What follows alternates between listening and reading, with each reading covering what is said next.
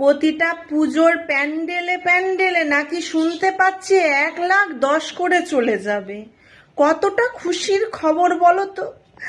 আর আমাদের জীবনটা হয়েছে দুঃখের সাথে, একদম সাগরে ভেসে ভেসে ভেসে ভেসে চলে যাচ্ছে। কারণ পুজোতে একটাও না হবে শাড়ি, না হবে জামা। কারণ বড়দের কাজের অবস্থা একদম খারাপ। শুনতে পাচ্ছিলাম যে পরিযায়ী শ্রমিকদের দিকে নাকি 5,000 টাকা করে দিবে। তাও যদি পূজার সময়টা দিয়ে দিত ভাই, ওই 5,000 টাকাটা নিয়ে তো আমি একটা শাড়ি কিনতাম, মেয়েকেও একটা জামা কিনে দিতাম, আর বরকেও একটা জামা প্যান্ট কিনে দিতাম। তা ভাই কবে দিবে তো আমি জানি না। প্লিজ তোমরা জেনে থাকলে একটু কি কমেন্টে কেউ বলবে। খুব ইচ্ছে এবছর পুজোয় একটা শাড়ি নেব, কিন্তু হবে কি শাড়ি ভগবান জানে।